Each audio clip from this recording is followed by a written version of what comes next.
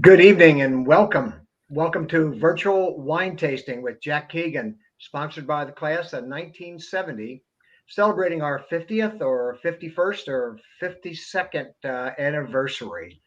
If you've not enjoyed a wine tasting with Jack before, you are in for a treat. Jack is great. Jack graduated from Penn State with his BS and his master's in biology and horticulture. And he's now retired, but he's still active in wine education. I think you'll find that out tonight. He's been an instructor, and he told me he came to Oxford when the greenhouses were built on Western, and so he was been the manager of those greenhouses. And he's taught landscaping, he's taught horticulture, viticulture, and enology. And even more important, he's a certified wine educator and a certified spirits specialist. So thank you, Jack, for spending a winter's evening with almost 300 Miamians tonight. And so let's pop that first cork. Great. Thanks, Mike. Welcome, everyone. Thank you for coming. Let's see if what do I need to do as we go again? We didn't go through this. To switch on to the present. Yes, yep. Of course. Here we go again. That's what we didn't do. We got out of there and then didn't come back in. There we go. So a toast to the 50th reunion class. And thank you all so very much for coming this evening. Hey, Jack, you just need to share your screen really quickly, if you don't mind. Oh.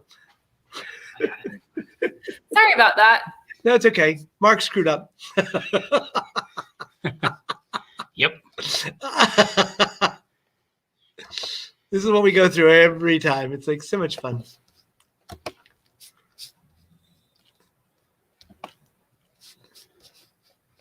Ta-da!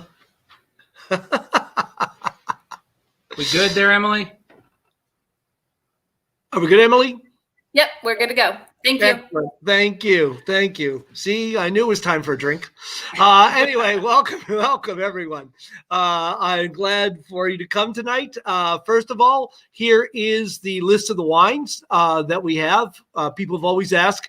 Again, it should be exactly the same. I try to put it out when it's on the website exactly the same way. So these are the wines we're doing, obviously starting with the sparkler and then the white, and then red Burgundy, and then to the Rhône and Bordeaux, and ending up in Bordeaux with Sauternes.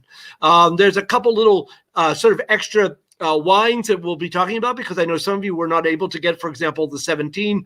And so we will taste them against each other. I'll have the 18 to be open so we can do some of that also.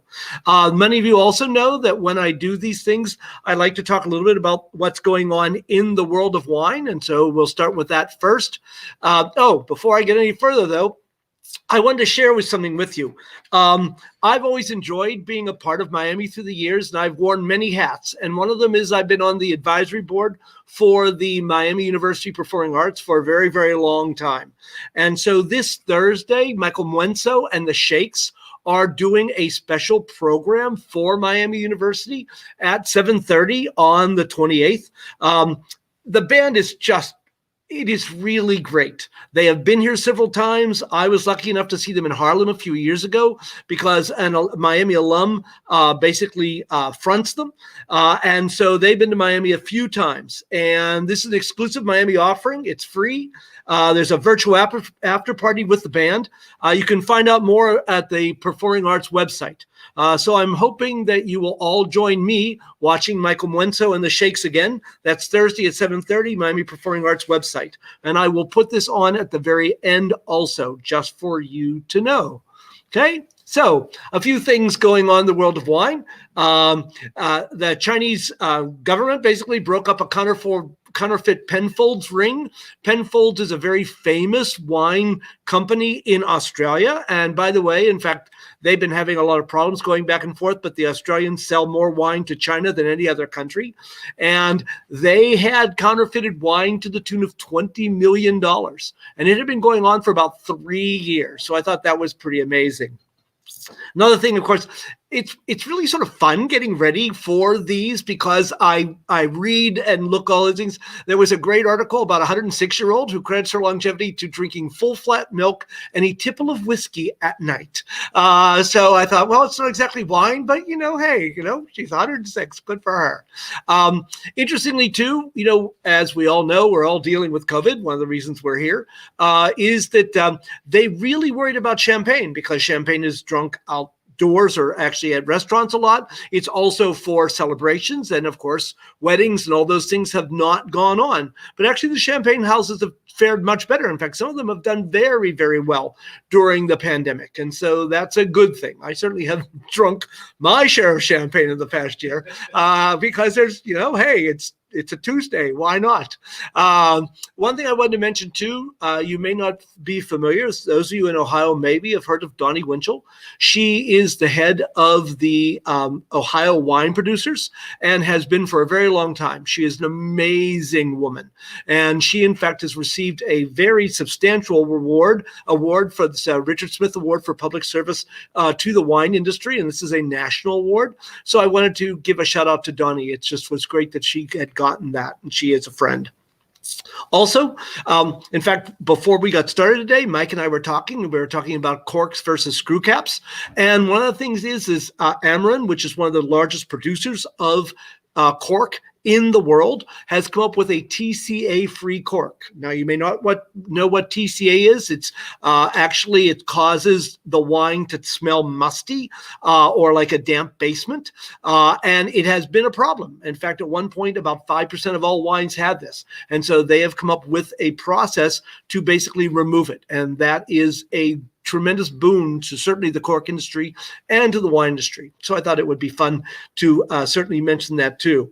Another thing I wanted to show you is this picture. And that's because one of the things I have said in class since its inception is I'm always telling my students how eventually they're going to be drinking sparkling wine from Sweden simply because of climate change. Well, this is a picture of a Swedish vineyard.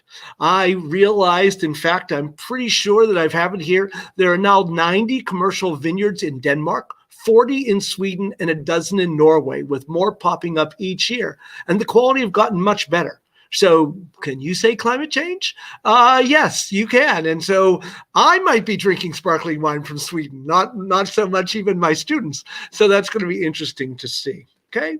Speaking of drinking, we are, of course, talking about the wines of France tonight. I thought it would be nice to sort of go into a certain country. And so I thought that would be fun, in fact, to do this. So let's start with a wine, shall we? I have, in fact, this is the Grand Courtage from France. One thing, in fact, that you'll notice, in fact, when it says in the back, it just says it is France.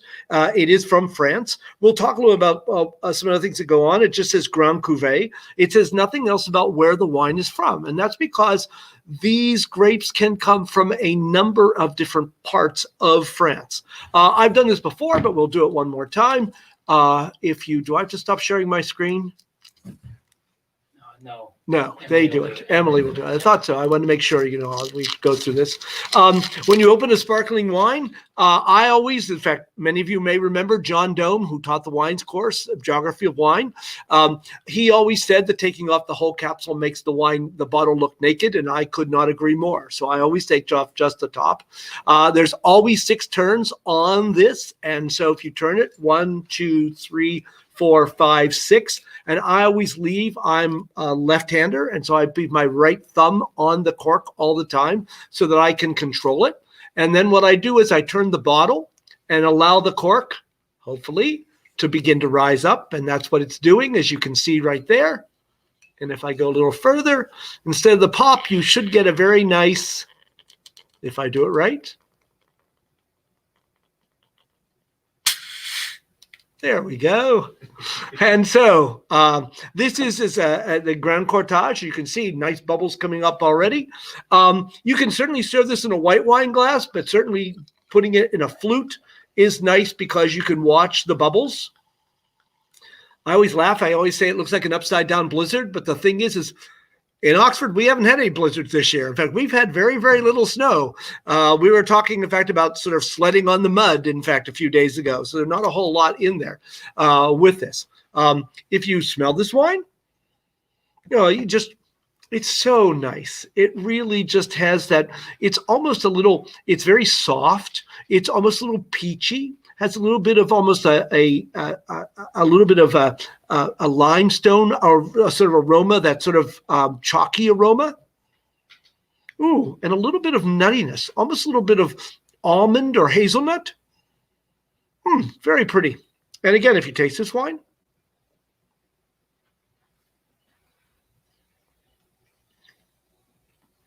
has a nice mousse. That's what we call the nice bubbles. Very crisp and clean. Just a wonderful aperitif. And in fact, I said I drank a lot of sparkling wine over the year, and I certainly have. I just find it makes a great aperitif. It goes really well with food. You could certainly do this with seafood without any difficulty at all. So it would be really, really tasty. The wine itself, if I go here, it's actually an interesting blend because it is Chardonnay, which is a very, very common grape in sparkling wine. Champagne usually has Chardonnay in it, but also a Chenin Blanc, which is the grape of the Loire River Valley. And it provides that little bit of sweetness to the wine.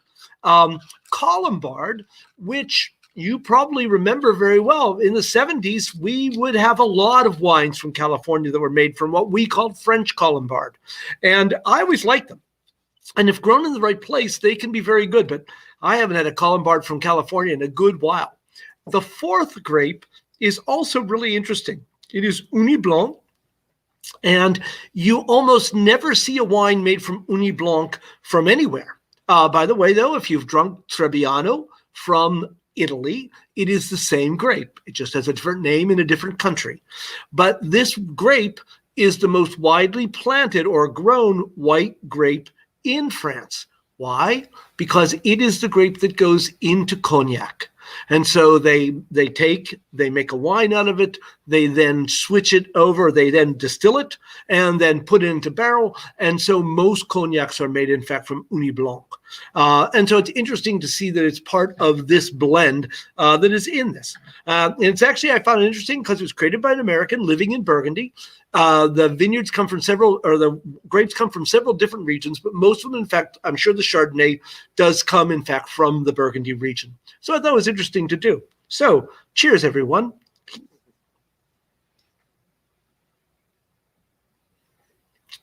Really lovely. And I think certainly for the price, it's a really nice, easy glass to have. And if you find it a little too dry, you could add, though it's really nice and makes very, very classy aperitifs, you could add certainly creme de cassis to this thing. You could add Chambord, just a teaspoon or so. You could add the liqueur, the elderflower liqueur to it, anything like that. And it sweetens it up a little bit and gives it a whole other flavor and often a little color. So that always is very fun to do with that. So that is the first wine. Okay. So, by the way, very light. You can see here, in fact, are the scores. Got 92 from the tasting panel. Perfume and crisp, white rose petal, vanilla peach bloom in the glass, and bless the palate. Dainty bubbles with grace reveal notes of aromatized lemon tart. Wilfred Wong, who I really like from wine.com, says soft apples, light earthy notes, aromas and flavors, serve it with light appetizers. And in fact, he just did the tasting a couple weeks ago. And so this is probably, in fact, the exact same blend, because realize with sparkling wines, they're non-vintage and they very often do not have, they will blend them at different times. That's a problem, but we'll get into that some other time with that. Okay. So France. France grows grapes practically everywhere. The only place you don't see it, of course, is up in the Northwest. And there, of course, they grow a lot of apples and they make Calvados, which is apple brandy. They're also known for their butter up in Normandy and Brittany, up in those areas. But again, with climate change, things are changing. I look at the Loire, where we're not having a wine today, but it used to be a place that was really tough to grow a lot of grapes. And here they've had a lot of very good vintages, thanks to the changes in the climate that are going on with all of this. One of the things that I always mention in class is that you can divide France into 3 parts. And I always think of, you probably had read or had heard of at some point in time, Caesar's Gallic Wars, where he says, in fact, all Gaul is divided into 3 parts. And it is. The first area, of course, is near the Atlantic Ocean. And so it has a maritime climate. Which means not much snow in the wintertime, lots of rain, can have rain in the summertime as it comes off of the ocean, a very sort of variable, fairly mild temperate climate, thanks to the ocean, the cool ocean breezes in the summertime. Then, of course, in the south, you have the Mediterranean. There, of course, typical Mediterranean climate, hot, dry summers, maybe wind, no snow in the wintertime. That's when most of the rain hits. They can have thunderstorms, but not very often. And so it stays fairly dry. The rest of it, like Burgundy, Champagne, is more of a semi-continental climate, which means that they get colder winters. You can have lots of snow in Champagne, same as we have lots of snow in Luxembourg, and have had lots of snow in Luxembourg. In fact, recently, for those of you who have noticed that, certainly in Alsace and Burgundy, the same way. And so you have colder winters and variable summers. Can be a little warmer, but very, very different. Vintage comes into very important. By the way, vintage just means the year where the grapes are grown. And so it can be very important because it can change drastically from year to year. Just some pictures. Again, this is what a typical maritime climate looks like. This is Smith Lafitte in Bordeaux. And you see, of course, it's hard to see from the distance, but the really nice gravelly soils that are there. In the south of France, you have, of course, the typical roofs made out of clay. And again, the hillsides and, of course, the grapes in there. This is in Gigondas, down near in the south in the Rhône. And then, of course, in Alsace, again, beautiful Alsace, you have the vineyards on the hillsides. And again, this picture I took in November with the grapes, of course, turning. And so just beautiful countryside and all of that. This is another one. This is the church at Hunevere, which is just a beautiful landmark in Alsace. It's just a wonderful sort of fairy tale place to visit. So it makes it a lot of fun to go. And so France has very, very different climates. As the famous wine writer Hugh Johnson said, it really is the mother of fine wine and grapes. There's no question. We look to France for all of that in there. So the first, we're going to have a white wine next. And the white wine we're having is from Louis Jadot, a very famous negociant. And this is his Pouilly-Fuisse. It's funny, even as I said it, Pouilly-Fuisse is the word that a lot of Americans learned to say in the 90s.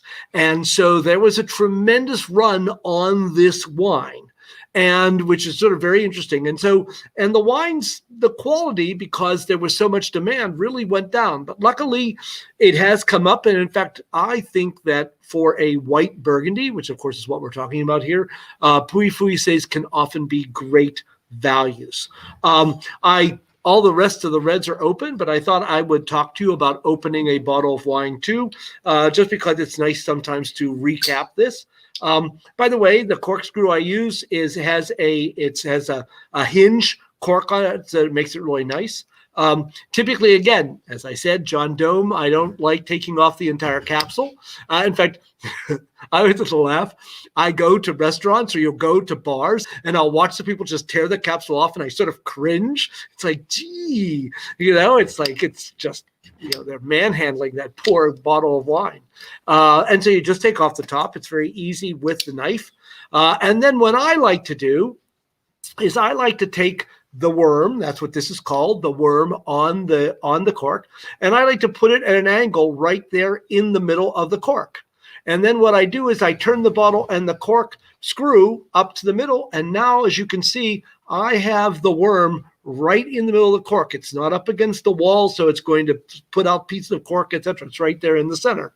And so then, of course, it's very easy to turn in. I like a worm that has, in fact, a Teflon coating on. which this one does. And you get there fairly low.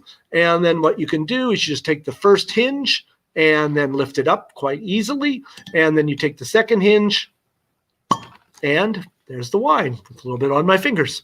With this, of course, it says Louis Jadot, usually says on the side who made it. On that. So that's, in fact, the easiest way I find. And I really like the Waiter's Corkscrew. I've had rabbits. I've had all kinds of corkscrews. This is the one that I always go back to. I really think that it works very, very well for this.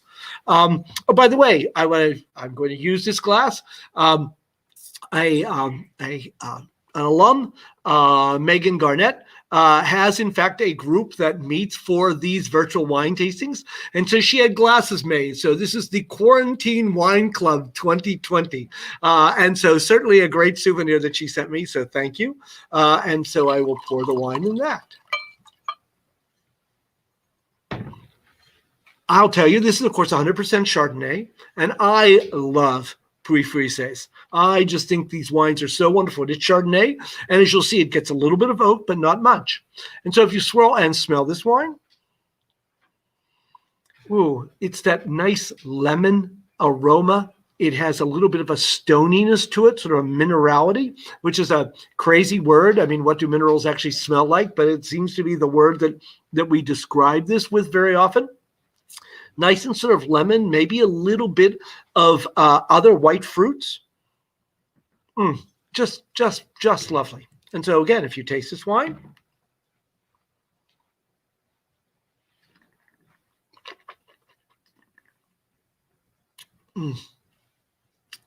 crisp, clean.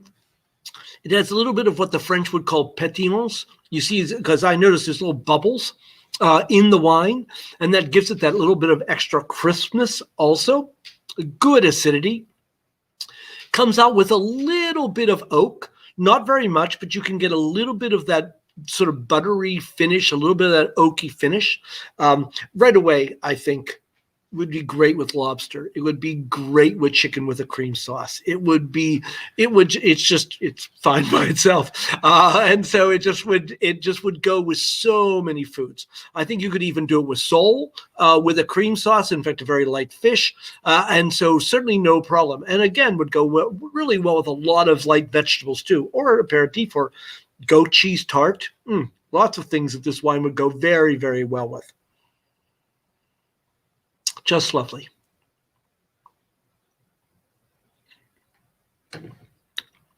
This is the Hill at Souleutre, which is just a very, very famous spot.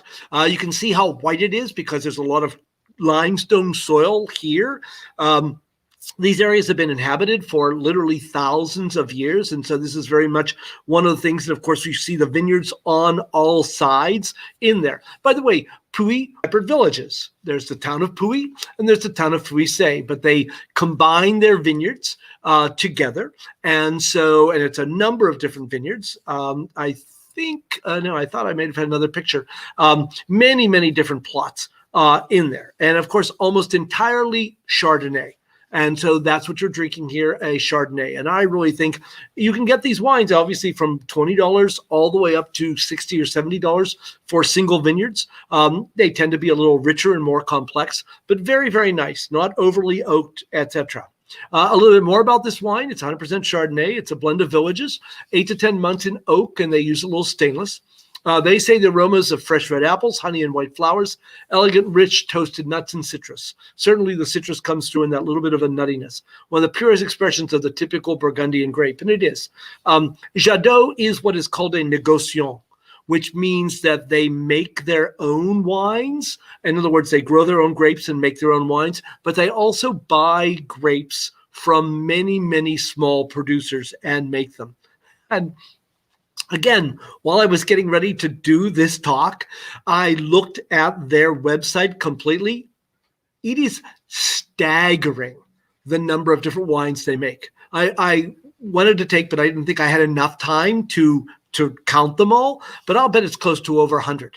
And it's also all the little villages or individual single vineyards, etc. So they really make an amazing array of wines. And of course, everything from this wine, or even wines that would be less expensive, like $15, all the way up to wines that I'm sure they sell for well over $500, simply because Burgundy, unfortunately, the price of Burgundy continues to go up. And even in the areas that I used to be able to afford, I was looking at wines thinking, whoa, I cannot believe how the prices have gone up. But it's supply and demand, and Burgundy is a very small region.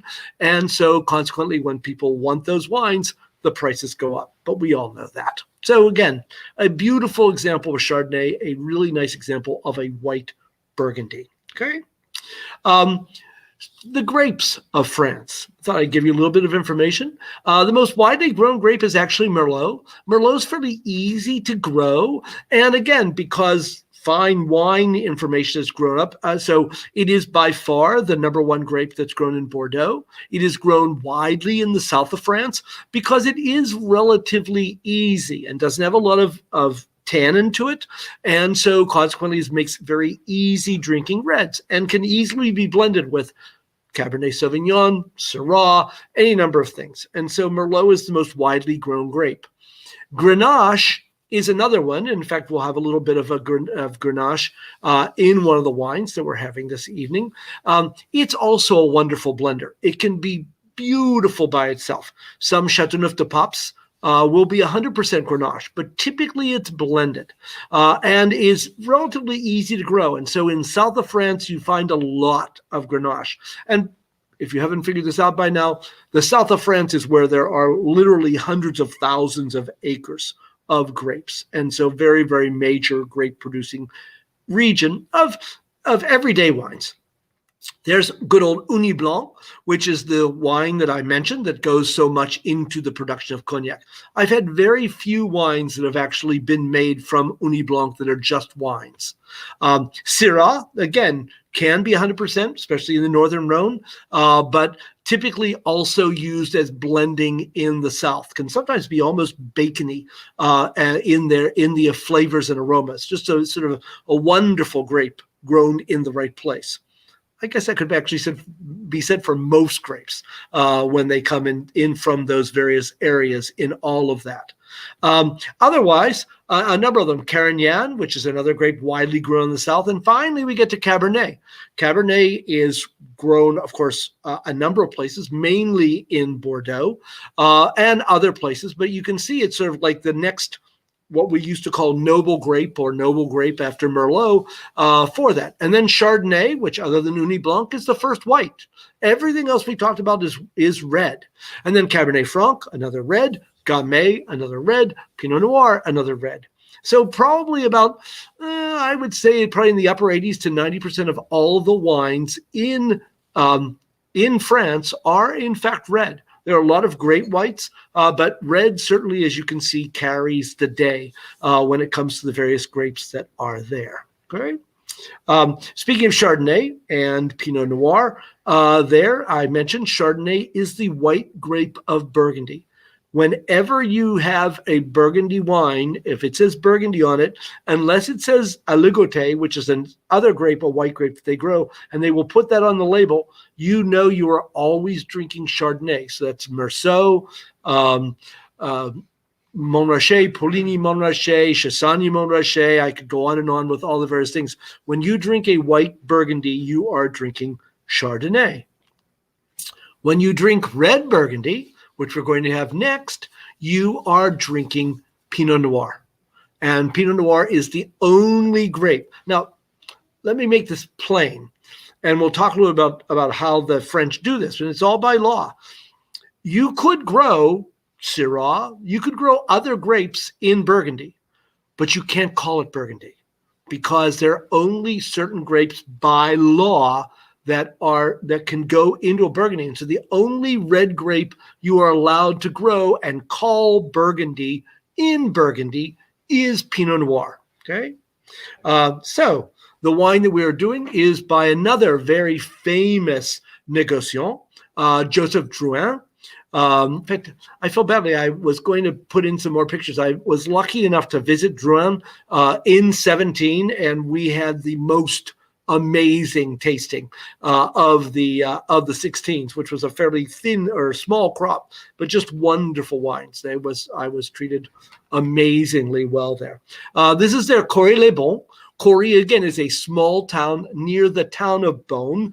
Beaune is the big city, maybe 20,000 people, I think, if that, in Burgundy. It's in the southern part of the sort of the heart of Burgundy there. And so this is a Chorey-les-Beaune, and as I mentioned, this is from Pinot Noir. The year that I told you, and if you bought the wine from wine.com, was 17.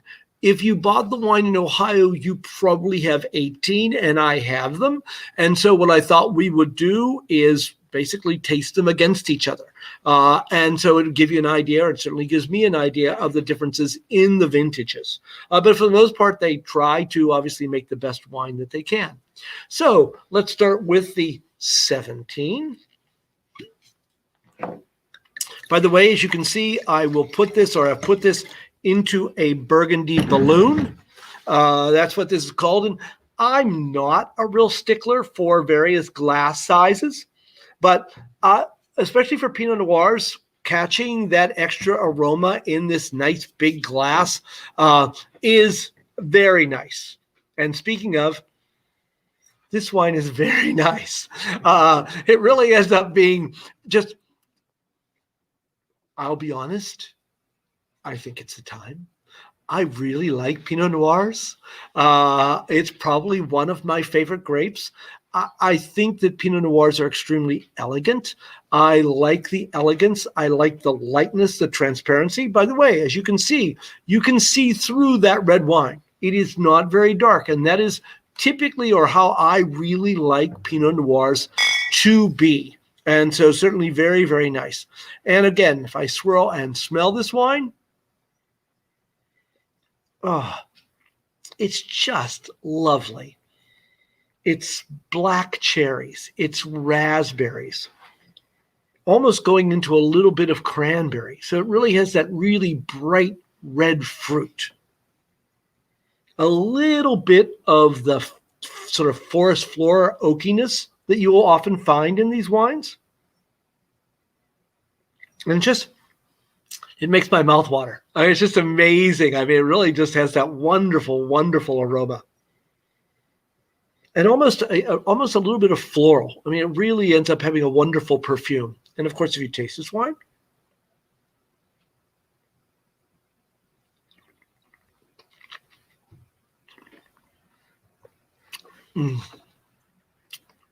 so nice. It's light. It's elegant. It's, again, cherries, black cherries, all those red fruits that work so well. Nice acidity. Little bit, you feel the tannins in this wine, but not very much. It is, again, Dave Schmurr is who is the fine wine manager at Jungles. I mean, it becomes a cliche. I mean, salmon. But it really has enough oomph that if you didn't do anything dark with it, you could certainly do it with a filet. You could certainly do it with a number of other things. You could certainly have this wine with pork. And so it really is. Pinot Noir is very food friendly. I've often found that to be true. The other thing that's interesting about Pinot Noirs is they change in the glass. You'll smell it, and like if you go back in 5 or 10 minutes, they will smell differently. They develop in the glass very, very nicely. And so this is really quite lovely.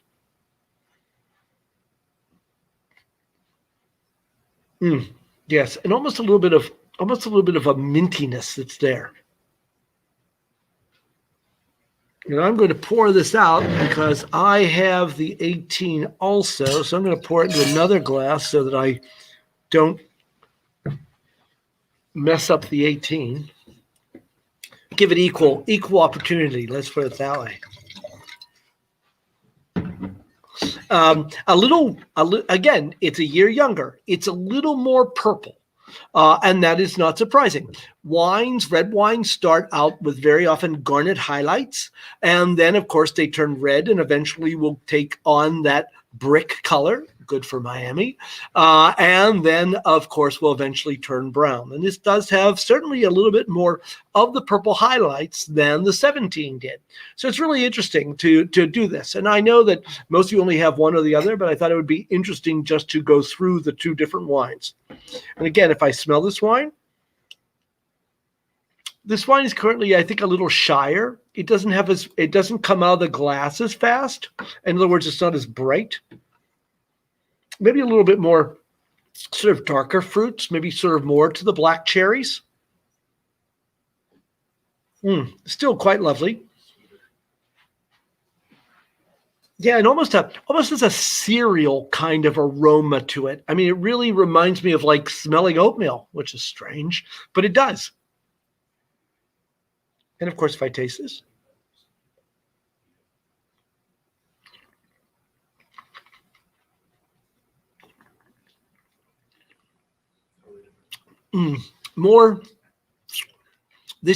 It's more concentrated. It's not as elegant. It has a little bit more depth to it, a little more oomph, a little more grip to it.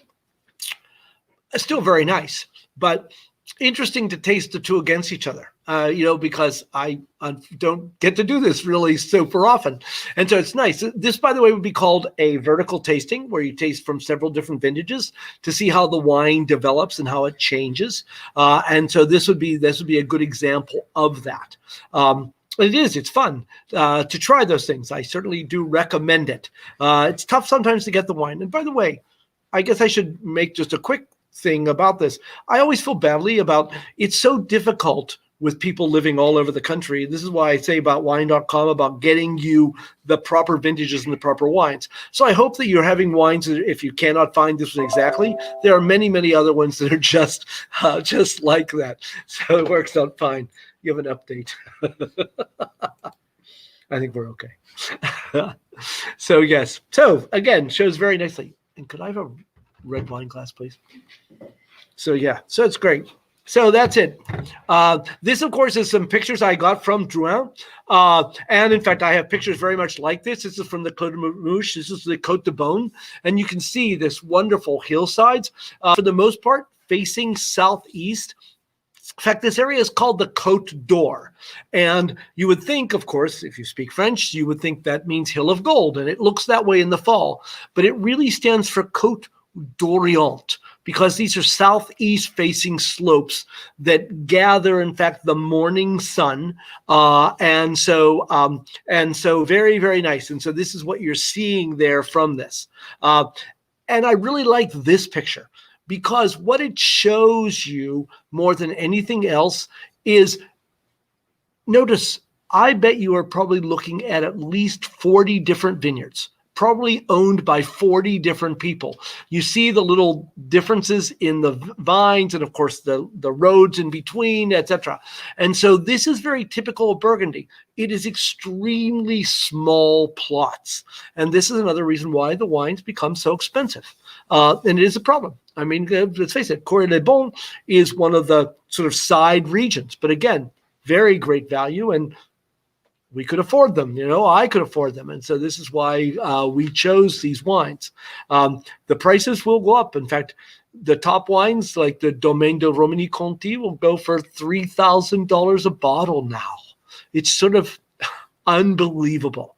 But there are people willing to pay it, and so that's how they sell it. So it shows very nicely what it looks like. These, again, are pictures from Drouhin's site.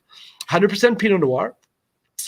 They use what is called pigage, meaning that they punch down the cap, because all the skins and the seeds come to the top. So they punch them down to mix them in at once a day. And then they do some pumping over at the end. They only use about 10% new oak barrels. And it spends 12 to 15 months in that oak. So it gives you a little bit about that wine in there. It got 90 points. This is, of course, the 17 from Suckling, a very floral nose with red flowers and violets on the offer, a core of wild raspberries and cherries. Palate smooth, approachable, filled with brambly red fruit and the fresh, soft, and supple mode drink now. And I could not agree more, where I think for the the 18, it's not quite as soft. It has more grip to it. And so, again, shows you the differences in the vintages. And so if you're drinking one or the other, it gives you some idea of some of the differences that go on with those wines. Okay. So I want to give a quick thing, too, about the French wine classification. The reason being is it can feel confusing, and things are changing in France. In fact, certainly even the way I teach had to change in the last few years in all of that. So again, let's talk about that very briefly. First of all, your most basic wine, and I hate to use that term, but there used to be, if you took, again, the class from John Dome, he would talk about a vin de table. And that was the basic wine. And very often, most vin de tables never even saw a bottle. You went to your local winery, you picked it up. It was either red or white, and that was that. But the problem is vin de table had a, to use a French term, a déclassé idea. In other words, it was thought that it was pretty bad. The French have a term for that, in fact, called Blanc, and it was typically fairly not very good wines. What they did was they changed the rules. And so now they have, instead of vin de table, they call it vin de France. And the reason that they do this is because it gives people who want to do something out of the very fairly rigid laws that the French have, it gives them a chance to experiment. And some of these wines can be absolutely delicious. I am not kidding you. And so you find this more and more on shelves, and that is the Vin de France. But that is still the basic thing that is there in France. Above that, and the thing is between the French and the EU, again, the European Union, of course, which France belongs to, they have a protected region, and that's what that says, Indication Géographique Protégée. And so it's a protected geographical region, which basically means that the grapes come from a certain region. So it's actually below or above, I guess we should say, Vin de France. And so the main, under the French guidelines, it means what is called a vin du pays, a wine of the country. Pays, paysan, is a peasant, and so wine of the country. And so you see this wine has Laurier, Syrah, Grenache, so it actually tells you what the grapes are. And then it says Pays d'Oc, because it comes from the Languedoc in the south. And by the way, you see underneath it says Indication Géographique Protégée. So that actually they're using the European Union designation for that. And above that, the Pays d'Oc is the French designation for the geographical protected region, or where it comes from in there. And the top of that is finally in France, it's Appellation d'origine contrôlée, or AOC is what we typically call it in English. But the European, in other words, the EU overlay is ADP, Appellation d'origine protégée, in other words, protected area of origin, as you can do the translation from that. And it was really interesting for me even to do this even with class. For example, here is a Chablis, Premier Cru, Chablis being a region in Burgundy. And as you see at the problem, it says Appellation Chablis Premier Cru Contrôlée. So it's the AOC designation. And you can do that, and it's legal to say that in France. But at the same time, this is a bottle that I have. In fact, I had to take one because I couldn't find one online. I had to take the picture because this is also a Chablis Grand Cru. But look underneath. It says Appellation Chablis Grand Cru Protégée. And so it is the ADP that they're using instead of the AOC. Confusing a little bit, but know that ADP or AOC is the top shelf. And that's what most of the wines that come to America are that way. So that's the French classification system. And by the way, that's law. That is by law, and very important. And they did this basically to protect against fraud, which is a major problem in wine still today. And so that's what you see. So then this shows you exactly how this works. the Vin de France is sort of overarching or on the outside. And then, of course, you have IGP, the geographical protected area. And then you have the AOP or AOC in there at the very center. And then, of course, all the other special classifications that the French are known for. One of my favorite quotes is someone once said that French wine classification is as subtle as theology. And I could not agree more in a lot of ways. And it is something that you just sort of get to know, especially depending on what part of France you are dealing with. Okay. Speaking of a part of France, let's taste the Côte de Rhône, shall we? This wine is made by a very, very famous Rhône producer. This is Etienne Guigal. Etienne, of course, I think has passed. His sons now run it. This is a Côte de Rhône. Côte is French for hills, and of course of the Rhône. In fact, you can actually see on the label the Rhône River, a little wider than it actually is, with the hillsides, of course, on the side in this. And so first, before I talk about it, let's taste this wine. Côte de Rhône, Appellation. They use, in fact, the AOC, Appellation Côte de Rhône Contrôlée. This is 2016. Which I think was fairly widely available for everyone. It seems to be the current thing, even though on their website they have later years. Again, the first thing you'll notice is the difference in color. You can see it's darker, it's richer, but still very red in there. And wow, I mean, the aroma just jumps out of the glass. There's certainly no question about that. By the way, this is a typical red wine glass. And if you swirl this wine and smell it, so nice. Wonderful red fruits.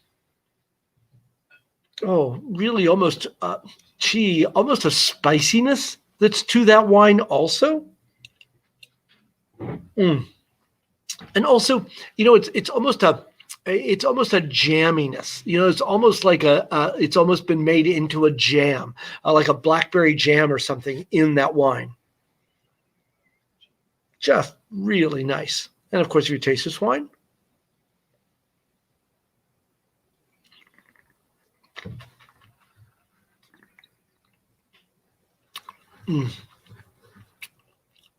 absolutely delicious. I will tell you, I think that Côte de Rhône, for the money, is probably one of the best bargains in France, in the world. I mean, this, and I think of Valpolicella in Italy the same way, because they're so tasty.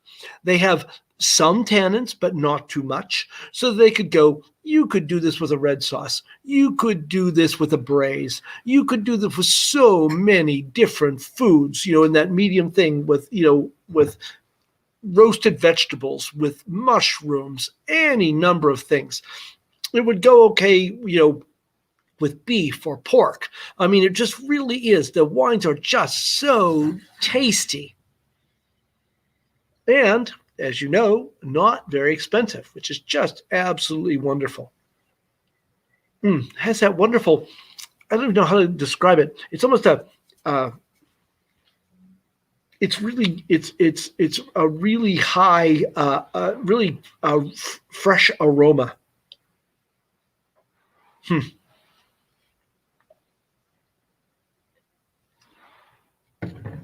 This, of course, you can see Etienne Guigal. This, of course, is probably on one of probably the roasted slope, the Côte Rôtie. But again, it's part on their website. Again, beautiful place. The south of France is just wonderful. When I taught in Luxembourg, I ended up going and spending a week in September down there. And it was just a wonderful place to visit. This is a blend. It is 50% Syrah. 40% Grenache. There's, of course, the Grenache that we talked about. 10% Mourvèdre. Mourvèdre is, again, a very, very common grape in the south of France. It usually gives a little bit of a rusticity, a little bit of guts to the wine in some ways. It is spent 18 months in oak foudres. And I meant to do this. A foudre is a giant cask. In other words, your typical Bordeaux barrel or cask holds about 55 gallons. These will hold 300-400 gallons. So they're very big. And so you have a lot less oak that will go into the wine. And in many cases, they're probably not new foudres. And so if they do anything else, they soften the wine, but they don't give you a lot of oak flavor. And you see this wine does not have a lot of oak flavor. And from ancient vines, 85-year-old vines, which is truly amazing. But that old vines can give you the concentration of flavors that you would want in this wine. And it certainly has that, I think, in spades with this. And I'm far from the only person to think that, because again, it got 91 from Wines and Spirits, plum fruit, spicy tannins, earthy notes, cranberry, Syrah with Grenache, 80-some growers mellowed in barrels for 18 months, a Best Buy. Parker gave it 91. 4.5 million bottles of the 16 Côtes de Rhône, ripe, silky wine, and pleasure to thousands of consumers. Cherries, raspberries on the nose, medium to full-bodied palate, nuance of cola, tree bark, and spice. Often found for under 15, $16.99 or whatever. It represents a terrific value, and there is absolutely no question. It certainly is one of the best values on the market. To get that kind of score at this price, just a great wine. A great wine.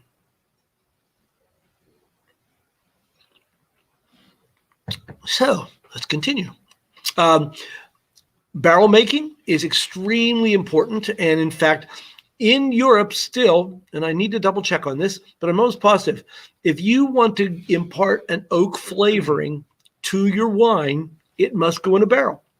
In America, we can use oak additives, oak flavorings. We will take oak chips and put them in the wine for a while. And so we have a lot of ways that we can add oak. And I will guarantee you, probably no wine in America made under $15 ever sees a barrel. They usually use other kinds of oak or ways to add oak flavoring to the wine, because barrels cost money and they take time. And so, in fact, that's what you ever find with these wines in that way. I'm going to, because again, the next wines we have, spend a couple minutes talking about Bordeaux. Bordeaux is without a doubt the most important region in France, and probably the most important wine region in the world still. Has been very important from a money standpoint, from obviously making great wines, etc. So I thought we'd spend a couple minutes. This mess, as you can see, are the 50-some appellations. In other words, it's broken into lots of different parts. And if you get into Bordeaux wines and into it, you can, of course, figure that out. This is easier. In other words, when we talk about Bordeaux, we talk about the left bank and the right bank.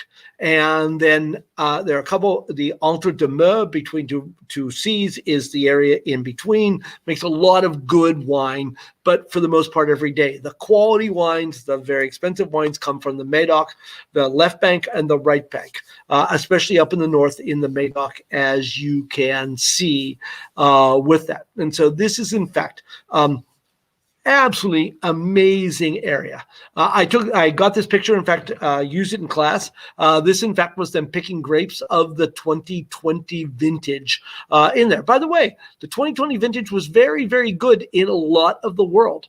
Of course, California dealt with the fires, etc., but lots of Southern California, like Paso Robles, and the Central Lucia Highlands had no fire and had a wonderful vintage.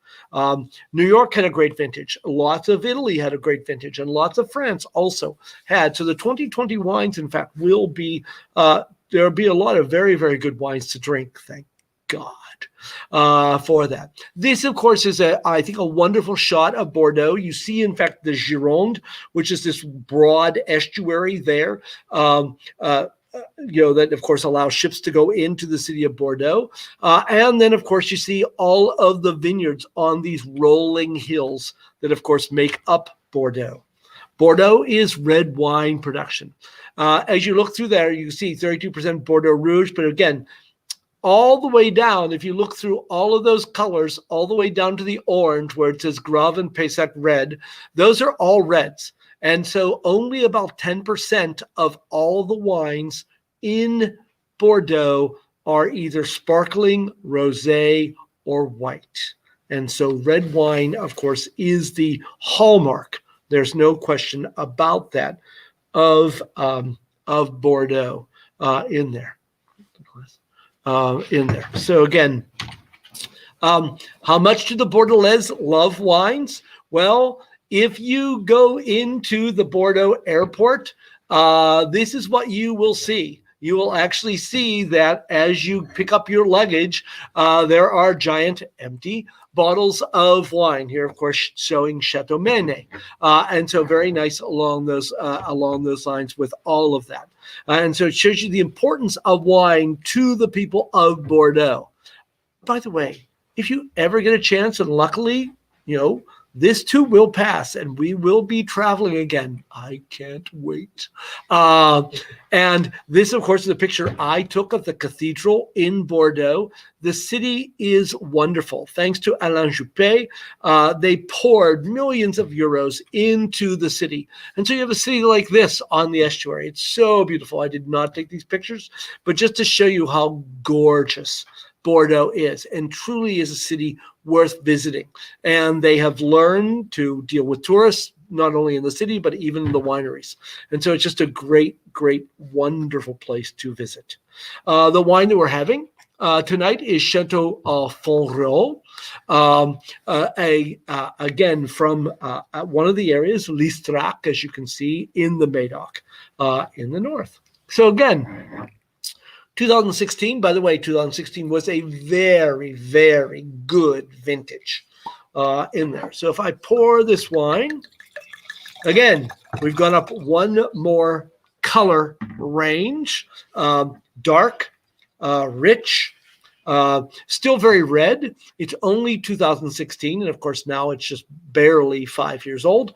And so slightly only 4 years since the last harvest in this wine. And again, very dark color, as you can see. You can't see through that wine. It certainly is still opaque. Unlike the Burgundies, you could see through them. If I swirl and smell this wine, just lovely. Again, you see the darkness. You see the richness of this wine. This wine is much darker, much heavier in aroma. Now we're talking black fruits, blue fruits. And again, more of the oak notes. Just lovely. And of course, you taste this wine.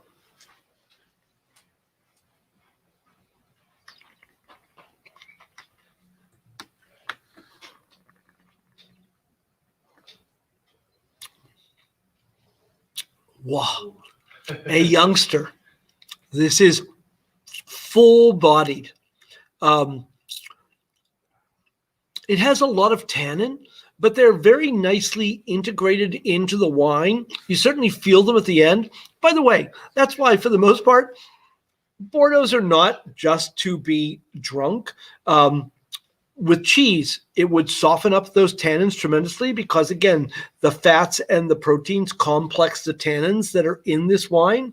But right away, this cries out for roasted vegetables, for mushrooms, for braised beef. It could go great with lamb. It could go great with beef, any number of things. It's that smokiness, that wonderful thing that goes so well with this wine. Wow. Just really lovely. And what's really great, and just really think about wine, is what an amazing array of flavors we've already had in these wines, from being very light to even all the various reds that we've had. It's just been amazing. Beautiful and soft. I mean, really drinking very well now. This is Château Fonréaud, and it's very interesting. The gentleman or the family that owns this, and this happened it's really interesting. I didn't sort of go into it a lot, but as you probably know, the French owned Algeria. And there was, in fact, a civil war, and eventually the French were thrown out. And of course, Algeria is now, of course, an independent country. Well, in many cases, they grew a lot of grapes and made a lot of wine in Algeria. And so many Algerian wine producers, who of course were French, uprooted themselves and came to France. And in fact, put themselves into the wine business. And this, in fact, is one of them. And he saw, this is, in fact, a chateau from the 1800s. By the way, Fonréaud is actually a corruption, because it actually is a corruption of the French for royal fountain, because supposedly it was Henry II and Eleanor of Aquitaine stopped by one time and drank from the spring there. So it was the royal fountain, Fonréaud, where it gets its name from, which I thought was sort of neat. And he really basically rebuilt the place in this. In fact, he was, I think, an Algerian, or obviously a Frenchman, who came, in fact, from Algeria at that point in time. Here, of course, in fact, is a picture of the family. Another picture, again, of the vineyard itself. So this is wonderful to see. And again, I took a quick screenshot as I was going of the vineyard, or the house itself, again, with the vineyard that is there. So very, very nice. It is 53% Cabernet Sauvignon, 43% Merlot, 4% Petit Verdot. I've not mentioned Petit Verdot, one of my favorite grape varieties. You can buy wines, not very commonly. They're 100% Petit Verdot. It's a real spiciness, and 4% will do that. 12-month barrel aging, 33% new oak. So very nice for that. And it's really a lovely wine. Parker, in fact, gave this wine 93. Listrac is worth checking out. Bouquet is well defined. It's a pretty well integrated oak, allows the terroir to show through, as I've mentioned, actually. Floral scent coming through, well balanced, fine tannins, very good backbone.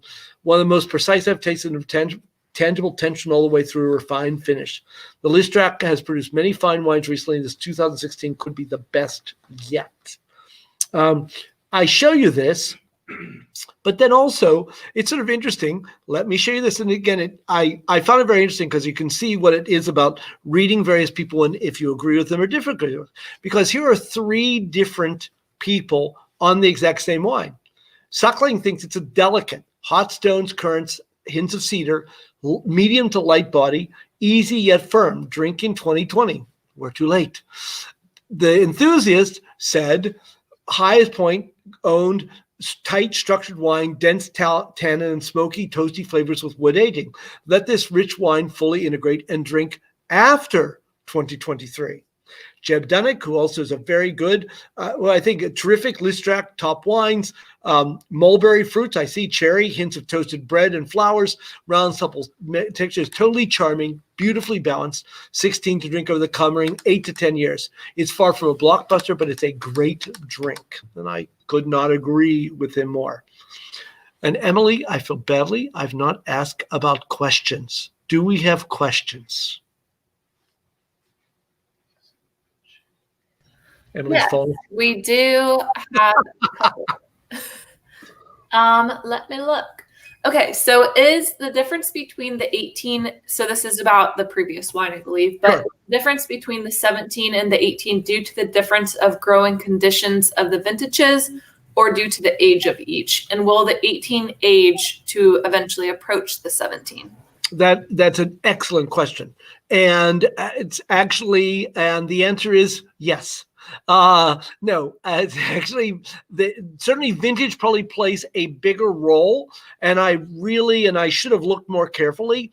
But the 17, I think, was just simply a lighter vintage. And the 18 will probably never sort of get the sort of clarity, but I think may age better than the 17 did because it has a little more fruit to it and it's sort of a little more oomph. And so part of what we're tasting in the difference, or the part of that I was mentioning, was age, but probably more of it had to do with vintage. Good question. All right, and one more, and just a reminder to everybody that you can ask questions via the question button underneath your video. Yes. So one more quick one. How does the red Burgundy compare with the Napa Valley and Oregon Pinots? That's a good question. Also, I would say, and of course, you can always find exceptions to these rules. And so I sometimes hate to make complete blanket statements, but I find that, and do not get me wrong, I love both Oregon and California Pinot Noirs. I think I've made it fairly plain that my interest or my taste goes to the ones that are sort of more light and elegant. And I think that Oregon and California, to an extent, typically have more fruit, but that's typical because the climate tends to be a bit warmer. And of course, vintage does play a big difference in them. Oregon's really interesting from my standpoint, because I've been tasting Oregon Pinots since the 80s. And some of them, in fact, have always been fairly expensive. And when I tasted them, and even some of the very expensive ones that I've been lucky enough to taste, there was always something missing, or they were often too heavy, too, what I would say, extracted. Because for me, Pinot Noir is all about elegance. And luckily for me, about, I would say now, going on 6 or 7 years ago at least, they said, oh, that's what we should do. And I have found that Oregon Pinots now are lighter and more transparent and more elegant than they used to be. Because the problem ends up being is, let's face it, what is the sine qua non? What is the paragon of wine in America? Napa Cabs, big, heavy, coffee, all of those flavors. Well, that's not what Pinot Noir should ever be. And yet, I think too many people sort of wanted to be a wannabe cab in a Pinot, and that simply isn't the nature of the beast. And so now they're letting Pinot be Pinot, for lack of a better term. That is great. I could not agree more. And there are some amazing Pinot Noirs from Oregon. California the same way. And it's also understanding that Pinot Noir is a cool climate grape. And so you have to grow it in the cooler areas of the Russian River. And also all the wonderful wines that have been coming out of what is called the Sonoma Coast, along, in other words, in the cooler areas. Again, my own bias, I'm happy to tell you that. I like those kinds of things that have good acidity, are lighter, or more elegant. And again, the same as with the Santa Lucia Highlands down in the south. Wonderful wines. And so those are the things that you are seeing, and those are the differences you find between Burgundy, at least for me, and American Pinot Noirs. Okay? So let's do one more because it's relevant to the wine. That's fine. Somebody asked, could you please discuss the difference between the Northern Rhône and the Southern Rhône? Sure. And in many cases, it is a bit of night and day. The Northern Rhône is very small because it really hugs the Rhône River Valley itself. Though it's amazing, really. And, and you can think about wine in, like hundreds of years, but at the end of World War II, in the 50s and early 60s, the vineyards of the Northern Rhône almost completely disappeared. People were not interested in doing the work, and the vines, they were not getting the money, etc. And so the acreage shrunk to practically nothing. Now, of course, many of these wines are going for hundreds of dollars a bottle. And some of the areas in there, like Crozes Hermitage and some other ones, have expanded amazingly. So that's the first thing. The main grape in the north is Syrah. And they may mix it with a little bit of Condro is made by Viognier. Sometimes they'll add 2 or 3% Viognier to that to sort of give it a lift. But it's almost always Syrah, though there are, in fact, more and more white wines being made in the Northern Rhône, other than Condro, which is made from Viognier. The south is gigantic. It is, of course, Côte de Rhône, and then Châteauneuf-du-Pape, Lirac, Gigondas, Vaccarat, and I could go on with all the various things. And so gigantic. Grenache is the main grape, typically blended, but also with Syrah, Mourvèdre, Carignan, etc. And so those are the big differences. The north is Syrah, typically can be very expensive. Saint-Joseph, Côte-Rôtie, etc. The south, huge amounts of, I think, very, very drinkable wines. And so those are the big difference between the north and the south. Okay? Yep, we're good to go. Good. I wanted to add that many of you here in Ohio, and I certainly know from Jungles, if you did, you got this wine. And this is, in fact, I have not had it yet. This is Château de Patignon. And it is also a 16. This is from the Médoc, so it's also in that same area. In fact, the grapes are also the same, but it's fun to try wines. Again, this would be a horizontal tasting. We are tasting the same wine from the same, or not the same wine, but wine from the same region in the same year, 2016, and from very, very close area. This is from the Médoc, the other from Listrac, which is basically they're very, very close together. It also is very, very dark, as you would expect a wine that is mainly, as we saw with the other one, Cabernet Merlot for that. And again, if you smell this wine, a little fleshier, a little brighter, doesn't have maybe the dark richness that the first wine had. But really very nice. And if you taste this wine,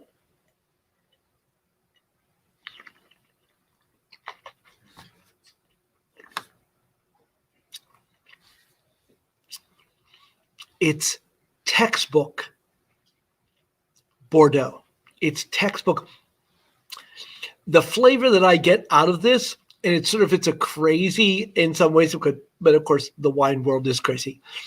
It has that graphite, that pencil shavings flavor to it. It's that sort of iron, sort of hints of iron, and it really smells and tastes like when you sharpen a pencil, which of course most people don't have any idea what that smells like anymore.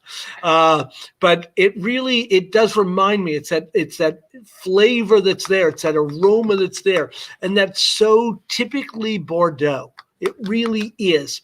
It's obviously you can get in other Cabernets, but this to me is Bordeaux. Lovely. And again, just these are winter wines. They have a fair amount of heft to them, not too much, but to go with braises. And that can be meats or vegetables, that smokiness, that caramelization that goes on with meats and vegetables. This wine just goes so well with it. Yeah. I'm making lamb shanks tomorrow. You're all invited.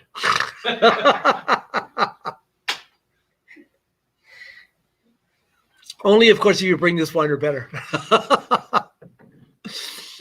Again, I love this picture of the area. And again, how these trees have been what are called coppiced, have been cut back so that the new branches come up like that. I thought that was great. Again, my horticulture background showing through. This, of course, is a picture of the winery itself. It's actually, they have two different names that they use in there. Of course, the vineyard that is there. It is 50% Merlot, 45% Cabernet, 5% again, Petit Verdot. So almost exactly the same grapes of the previous ones. Again, nice reviews. 91, red and black fruits, fairly graphite. There's that that name, that thing. I didn't remember that was there. That's that lead pencil, oaky tones, promising racy wines. Full body, juicy black fruit, firm structure, good potential. This wine should be aged. They say drink from 2022, and you certainly could. This wine, in fact, could these wines age? Both of these wines could probably easily make it to 2030. They have the guts, shall we say, that they will age for at least 5 years minimum without any difficulty at all. Okay. Any other questions, Emily? Nope, we're good to go for now. We can Sure. add more at the end. Okay. The last area that we're staying in Bordeaux, the last area that I want to talk about a bit is Sauternes and Barsac. We typically just call it Sauternes. There actually are two separate regions. They both make, in fact, excellent wines. I really wanted to do this wine, and I wanted to highlight this region for a number of reasons. A, I love these wines. B, these wines, they are sort of another one of the Rodney Dangerfields of wine. They get very little respect, which I think is criminal for this. Again, you can see where it is. We're now talking about the left bank, but very much to the south of the city of Bordeaux, within the area called Grave. Grave is basically just French for gravel because it is gravelly soils down there. By the way, in Grave, they grow both white wines and red wines. And so very often a lot of the wineries will make a red wine and also a white wine. And so that's what you have here in this wine with this. I showed this picture because, again, you're probably looking thinking, really, Jack? What can we tell from here? The reason I show you this picture is you can see the blue line to the upper right, and that is the Garonne River. And what you see is the green that goes between the two purple areas, sort of in the upper part of it. That is the Ciron, Ciron River. And that has a major role to play. For those of you, I grew up near the Youghiogheny River, okay, about 30 miles outside of Pittsburgh. My kid said something about my being from Pennsylvania. And in the fall, and those of you who lived in river towns, in the fall, in the morning, it's foggy. I always really like, again, because, it's less expensive to fly at 6 a.m. I always love looking out the window from the plane. I think I used to be a dog. And you can see the fog in all the river valleys. Well, this is what the Ciron does. It makes fog, and that fog allows a fungi, botrytis, to grow. And what it does is it grows during the night, but then with the warm, sunny days gets stopped. And what it does is it takes the water out of the grapes, but yet gives the wine a very peachy apricot flavor. And this is what a great Sauternes will be. So again, here's a picture. This is looking out across and looking at the Ciron and looking at the fog. I was so pleased when I found this picture, in fact, online, to show you the fog that is so important to all of this. Because the grapes, of course, which, of course, with the dew, etc., have the water. And by the way, the fungus needs a free water on there. And you see how the grapes are beginning to shrivel up. And that's what happens. In fact, they look literally like this. They become, I'd love to know the first person say, hey, let's make wine out of these moldy grapes. But again, they probably had little choice. And so this is what they did. And so Sauternes is made out of wines that have been affected by this fungi, botrytis, that then imparts, it takes away the water, so it leaves it sweet and this peachy apricot flavor that you will get out of the wine.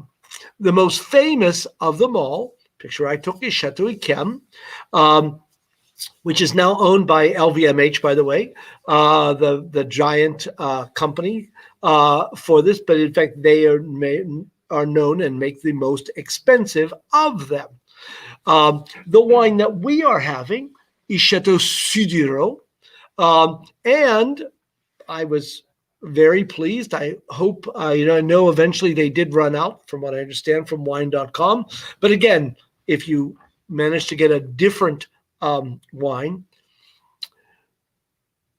the problem is, and this is the problem not only in America but other places, is that people right away say, even though we drink a lot of sweet wines, people say right away, I don't drink sweet wines. And and I understand, sweetness can cover a lot of flaws in a wine. Well, it doesn't taste so good, but it's sweet, and so that can be, but we're really talking about a wine here that is meant to be sweet and is just, as a dessert, as a special wine to just taste and enjoy, is quite special. So this is the 2007 Château Suduiraut. This, in fact, is what the chateau looks like. Quite nice from the side. There's another picture. I thought it was great that they now, have an overview. By the way, you see the gardens. I haven't made it to Suduiraut. That will have to be on the list. You see, of course, the house. And then, of course, you see the rectangular building with the open center. That's the chai. That's where they make the wine. And, of course, you see the vineyards, in fact, all around it. And so that is, in fact, Château Suduiraut. It is 95% Semillon. Semillon is a grape that is widely grown in this area. 5% Sauvignon Blanc. 35% new barrels. This is, by the way, is for the 07 vintage.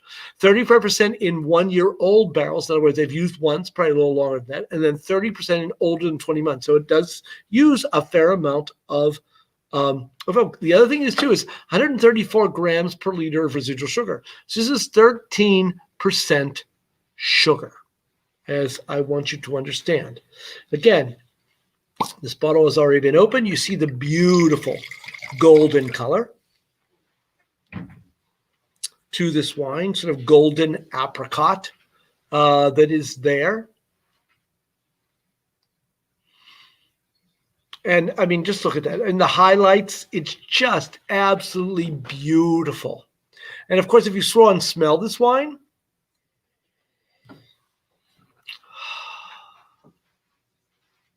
certain things.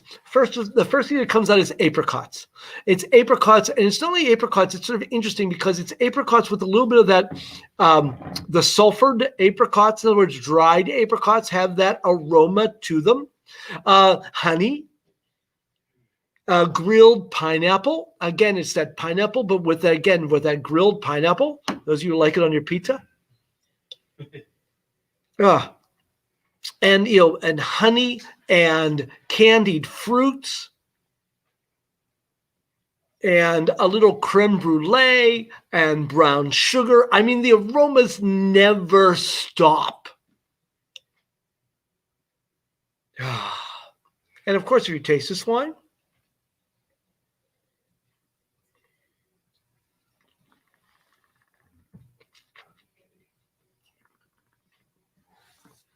the glycerin in this wine. Again, it's 13% sugar, but it has such wonderful acidity that it's not cloying at all.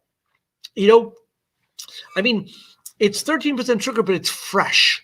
And think about it. This wine is now 13, going on 14 years old. And it is just really coming into its own. This wine will last, even the half bottle, certainly would last for another 10 years. And if you had a full bottle of this, it can. Well, I will tell you. Obviously, many of you know Jungle Jim's is not very far. And for a number of years, they were selling. In fact, at one point, I bought for my class the 1989 Suduiraut to use in class because it was older than the students were. And the wine was glorious. And in fact, will probably last for another 10 or 15 years. These wines can age because the sugar and the acid protects them. And this wine is, for me, again, and you can drink it obviously by itself. It almost has, again, an herbal, almost mintiness to it that is there also. And the thing is, this wine is wonderful with things like almonds or walnuts, also with maybe pears, also beautifully with blue cheeses, Stilton's, Roquefort, etc., because it's that sweetness against the saltiness that, again, we love. And it's so good. I love this wine. This wine is just glorious. And again, you know, I think it retailed, I don't remember now, like $27 for a half bottle. It is in so many ways a steal. The reason being, good. Here's 94 points from Robert Parker. The 2007 Suduiraut is a Sauternes just beginning to motor as it approaches his 10th birthday. He tasted it in 2016. The bouquet is open, honey, lemon rind, apricot, blossom, aromas, pack the punch, powerful and intense layers of honeyed fruit, crisp acidity. Sauvignon Blanc component now give way more to Semillon.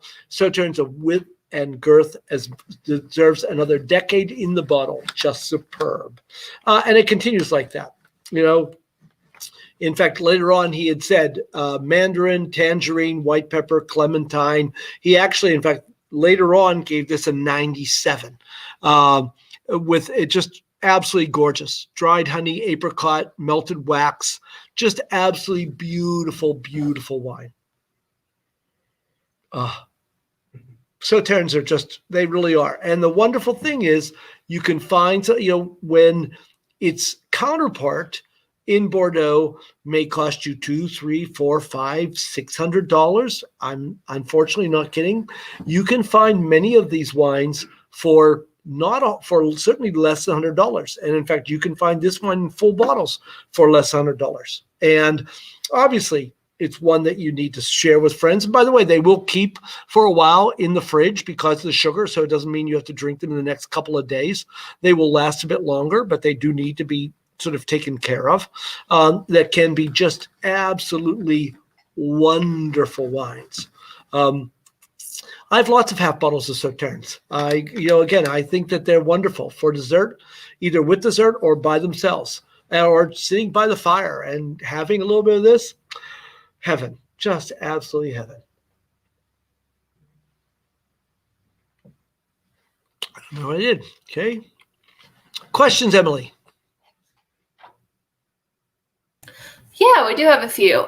Let me pull them up really quickly. And I apologize to everybody. I'm looking at my second screen for the questions.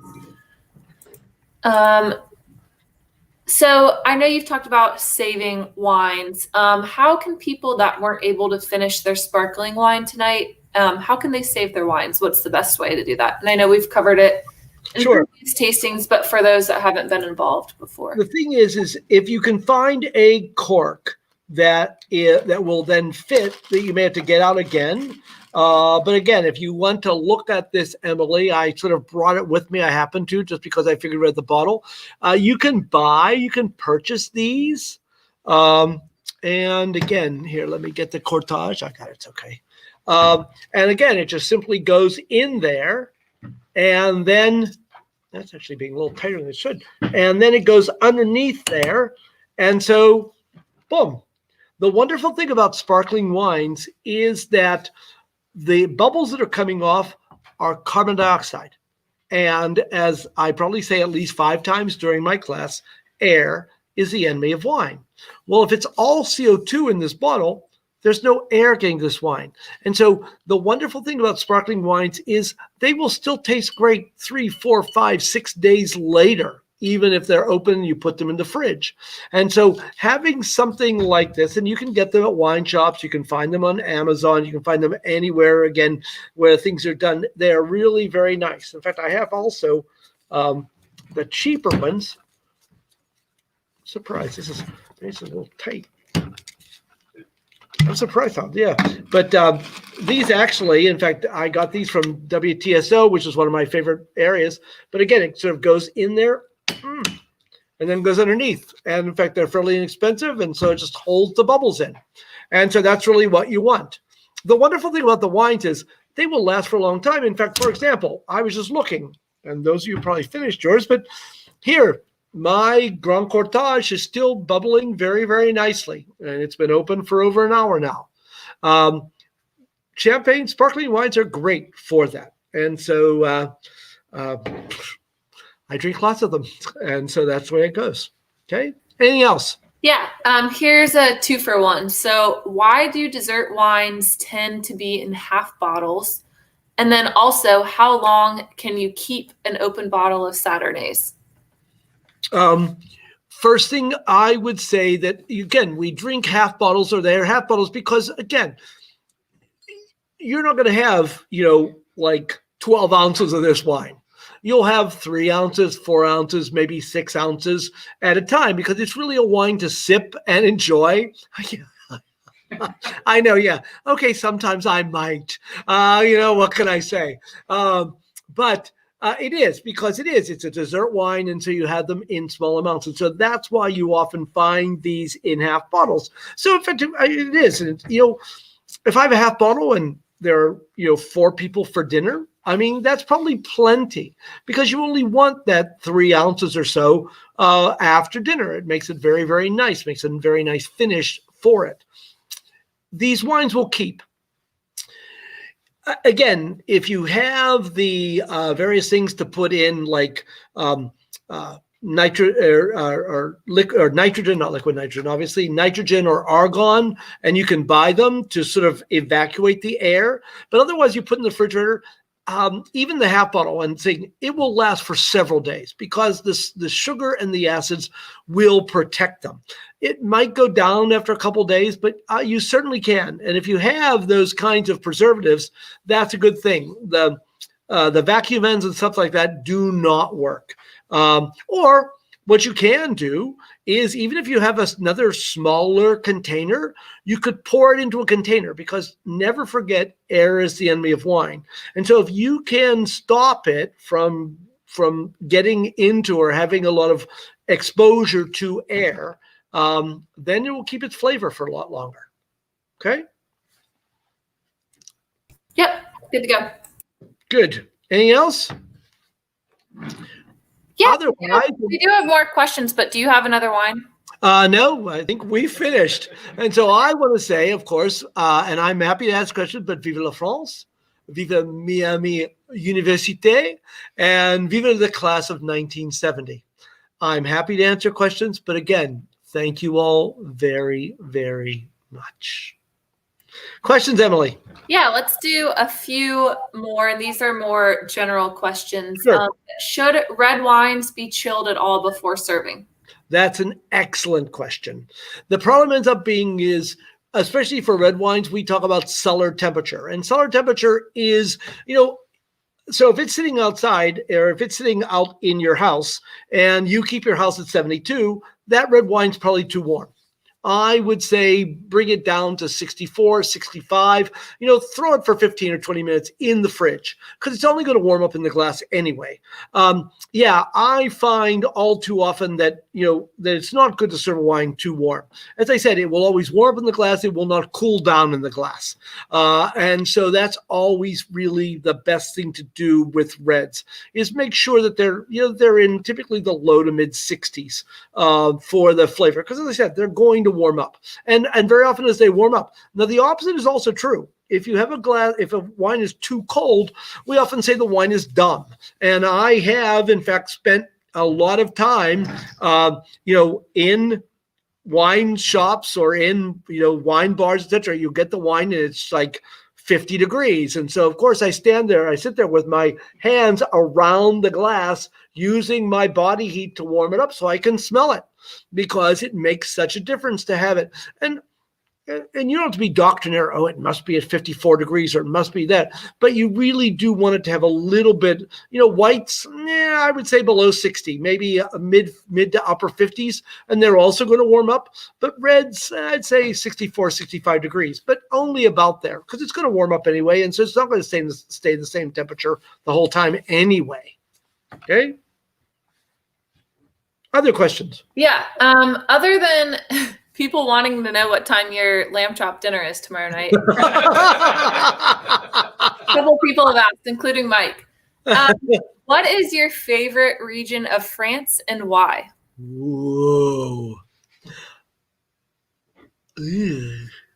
I will have to say, the first thing that popped into my mind is Alsace. Alsace is, for one thing, first of all, it's the aesthetic part. It's beautiful. It's these beautiful rolling hills. There are forests on the top of the hills. The vineyards are on the hillsides. I like white wines. I like red wines too, but they make wonderful sparkling wines. They make wonderful Gewürztraminers. They make wonderful Rieslings, Pinot Gris, Pinot Blanc. And so really from just a place where you can just enjoy yourself, it's great food. That's wonderful. But then, of course, Burgundy, I could say practically all the same things too. And the wines are amazing and to stay, and it's easy to stay in Beaune, etc. And there's so many things to do. But yeah, I have to be honest that the first thing that jumped into my mind was Alsace. But I love Burgundy. And of course, I have had wonderful times. And Bordeaux is a wonderful city. And, to visit the wineries and to taste their wines, I have had some amazing experiences in all of that. As I've said, and I know I've said this in other classes, virtual classes, luckily grapes do not grow in ugly places. And so it's just, it's a privilege to visit these places and to talk to these people who are typically so passionate about what they do and how they, they're not in it. Obviously they're in it to make a living, but they're really in it to make the best wine they can. And so that's what makes it all really fun. But from a completely hedonistic standpoint, maybe Alsace. All right. And kind of a 2 for 1 more. Mm-hmm. Somebody wants to know, number 1, how are you doing? But number 2, if you could recommend a couple of economic wines that they could store for 10 to 15 years, that would be worth the wait, what would they be? But also, how are you doing? They would like to know. Actually, I'm doing fine. Incredibly, ridiculously busy. I am, in fact, teaching 3 sections of wines class this January, but that's okay. Our students are wonderful, and it really is another privilege to work with them and deal with them. And sometimes, yes, it's a lot of work, but it's like it really ends up being a lot of fun. It really is. And and luckily I've not, knock on wood, gotten COVID.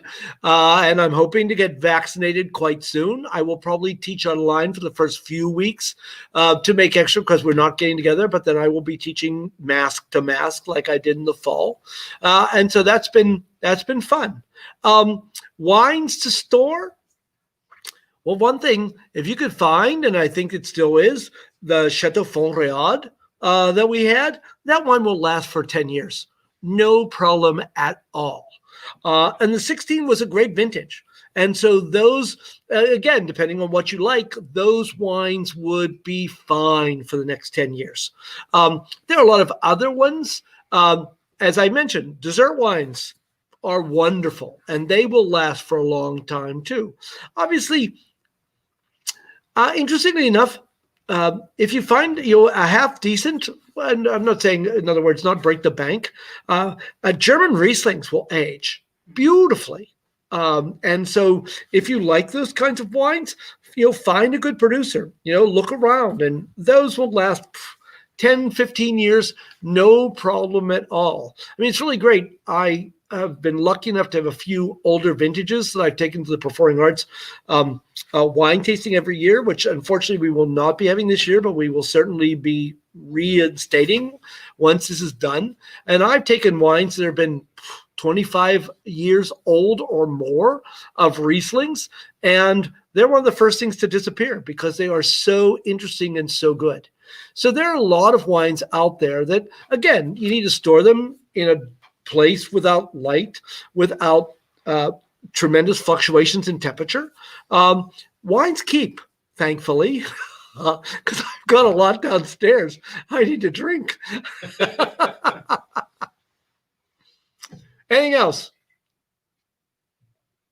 No, I think that's all for tonight, Jack, but thank you so much for answering those questions. Thank you all. And as I said, take care, stay safe, and good luck to you all. Thank you so much for being here this evening. Here's to Miami. Thank you, Jack, and thank you to you, Mike, for doing the intro tonight. And cheers to the class of 1970. Thank you, everybody, for joining us tonight. Be sure to check out our other webinars on alumlc.org/MiamiOH. We have a ton of fun events coming up and webinars. You can also check out our other events at miamialum.org. We have some fun events on there as well, so be sure to check us out. Thank you again, Jack and Mike, and cheers to the class of 1970. Cheers. Great evening. Love and honor.